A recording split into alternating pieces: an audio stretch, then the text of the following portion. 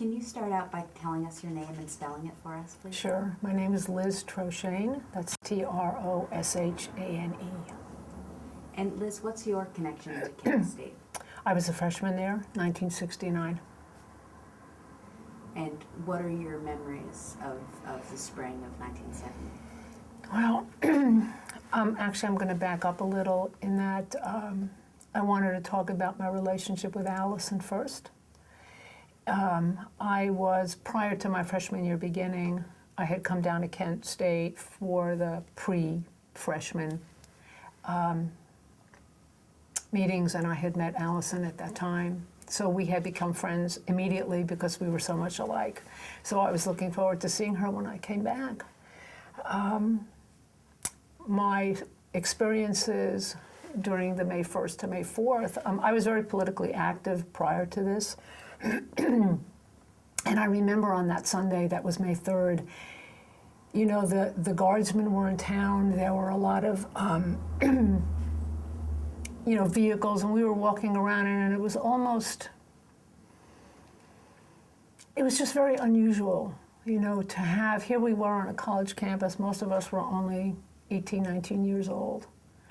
And everybody, it was a very friendly atmosphere. You know, I remember, you know, that famous photo that you see of Allison putting the flower in the rifle of the guardsman, and I was there, and it was just that, it was beautiful, it was sunny out, it was a beautiful spring day, and nobody really considered anything bad happening, so to speak. I mean, it was very unusual that we had the presence of military on the campus, but nobody really thought that anything that was going to happen would actually occur.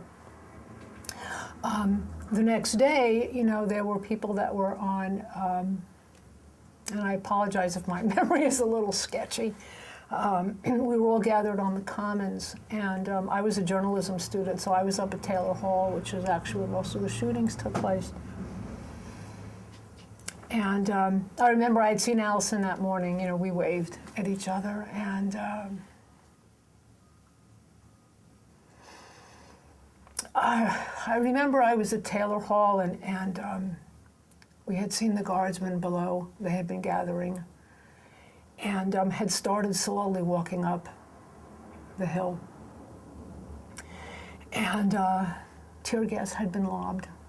You know, and we were trying to run from the tear gas, because that stuff's really nasty. And I remember I had run into the building, and I heard what sounded like firecrackers, and I thought, what an unusual thing to be doing at a time like this. Why would anybody be throwing firecrackers at a time like this? And I heard people yelling, they've been shot, they've been shot, they've been shot. I ran out, and I had seen from where I was, I walked out to the back of Taylor Hall, and you could see on the side, the guardsmen had been lined up with the rifles. And those firecrackers were rifle shots. And I remember I had turned around, and I had seen people on the ground. At the time, I didn't know how many, bleeding. We were forming circles, and you know, you could look and you could see that people were definitely injured, and there was blood on the ground.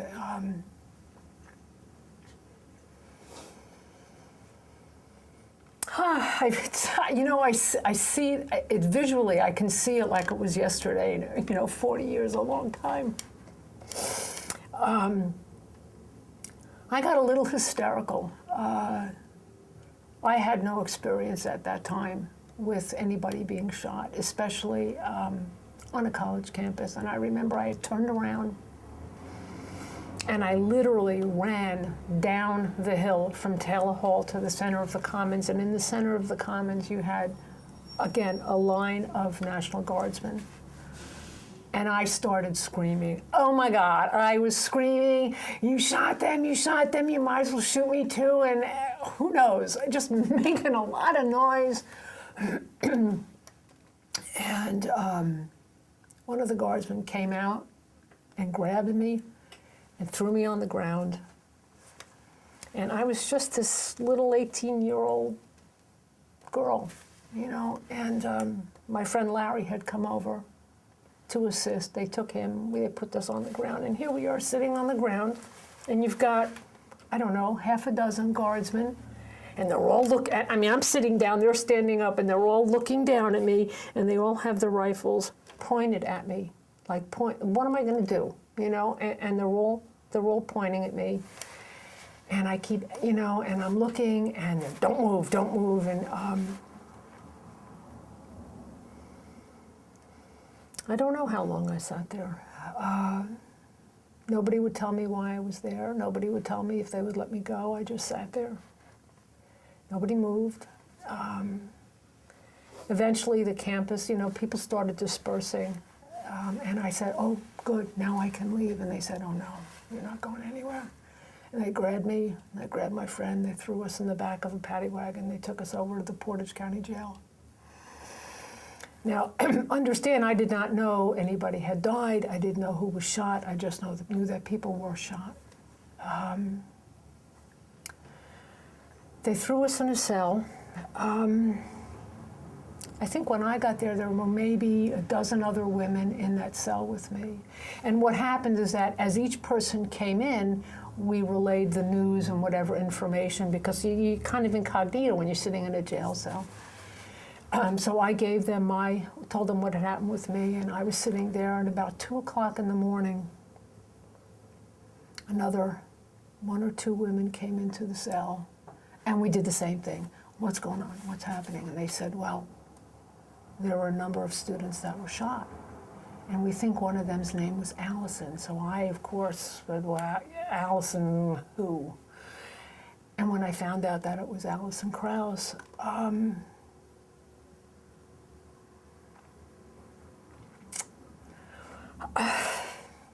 that was difficult. That was very difficult. And you know, they shut the university down. We were sitting in a cell, they shut the university down, and what was really, you know, my parents were in New York.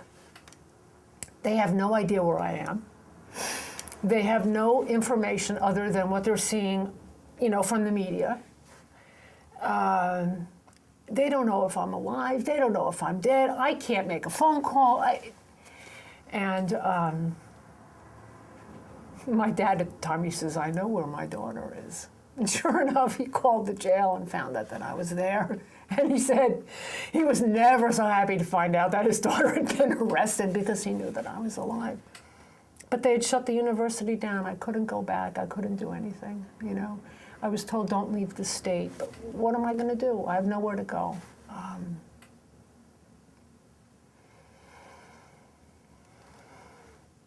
And, you know, at that time, we didn't have grief counselors. There was no offices set up where we could go and we could talk. You know, there was nothing. And the only way that I knew, no, I take that back. I didn't know anything.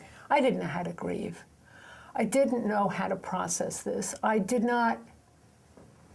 was in such trauma after what I had seen and what I had experienced. And, you know, it's one thing when people die and you don't know them, that in itself has its own pain. But when it's somebody that you know and that, you know, considered to be your best friend, that puts it in a whole different category. So I never processed this.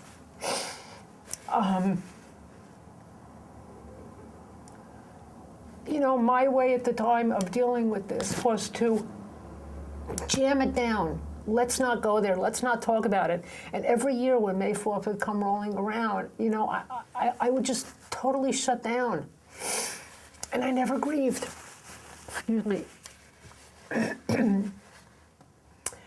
I'd say about 10, maybe 12 years ago, I got a phone call from a reporter with the Associated Press.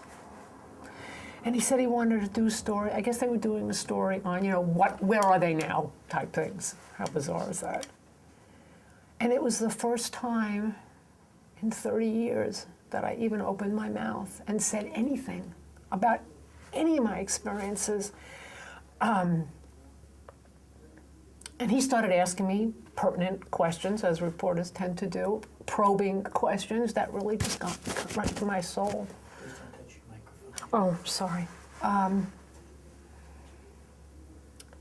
And I was literally hysterical as I talked about it. And when I was done, he said, you know, that's very interesting. He says, because he had just also interviewed one of the National Guard.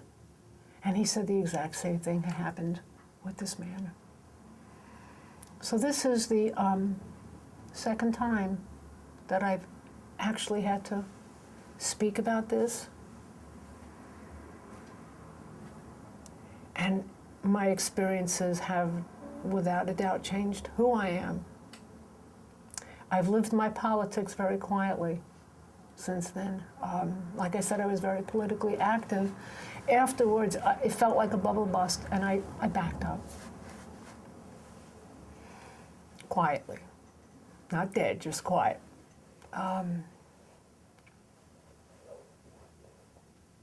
Meeting Laurel is an absolute gift, you know, and their spirit is here. And I think I'm done. Can you tell us what Allison was like? Oh God, she was such a doll. Extremely bright woman. Can you make sure you're saying who you're talking about? Oh yes, I'm sorry, I'm talking about Allison Krause. Very friendly, very warm, very bright, laughed a lot. You know, we had a lot of fun together the short time that we had. Just a real sweetheart.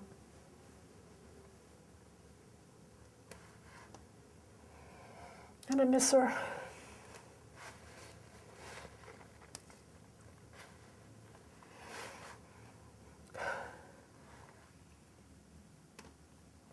And what do you think still needs to be done today to heal from the wounds?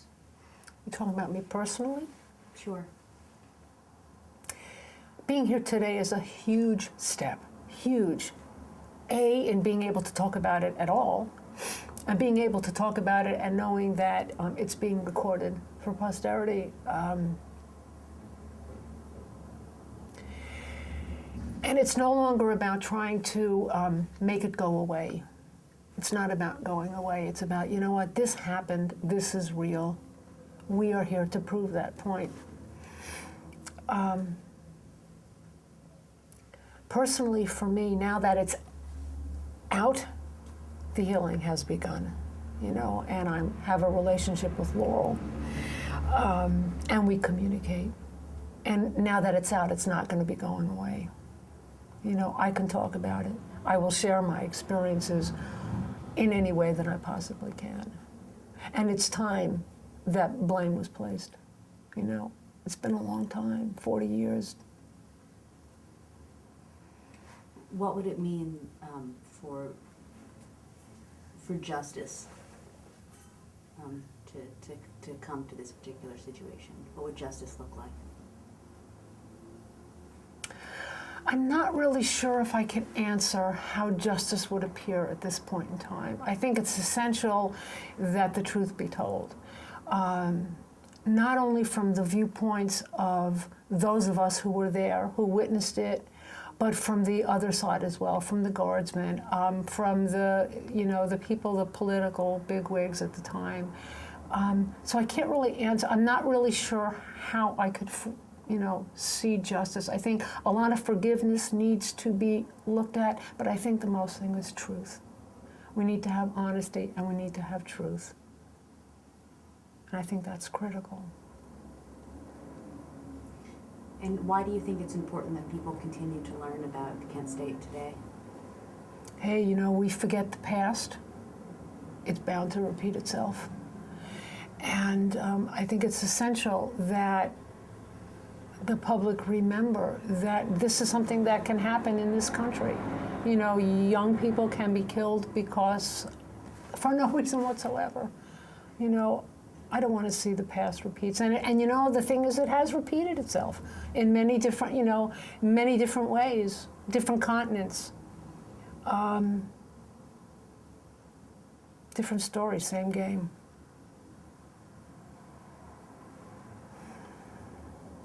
Did you think that this was something that could happen on your college campus? No way.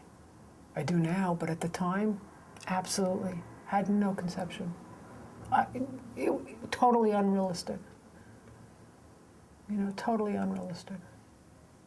Who would ever think that there would be a military presence on a college campus? I mean, we went there because we were students. We wanted to learn. We were, you know, pursuing goals and degrees. Who would think that a military presence would be requested on a college campus with loaded ammunition against defenseless young people? Doesn't matter, young, old. It's ludicrous. Totally unexpected.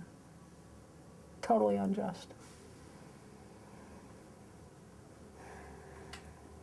Was it a surprise to you to find out that they had live ammunition? Yeah. It was very much of a surprise to know that there was live ammunition.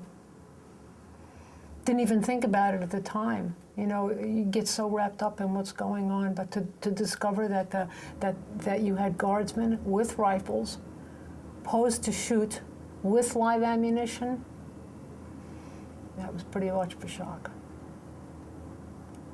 Pretty much unheard of. What do you think the legacy of Kent State is today?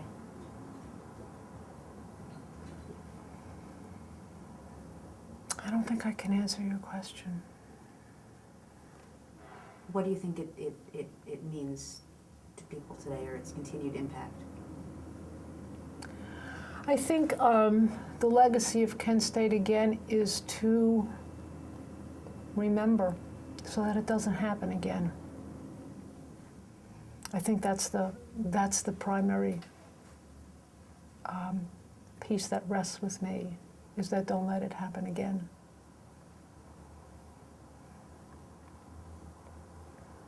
Well, thank you so much. You're very welcome.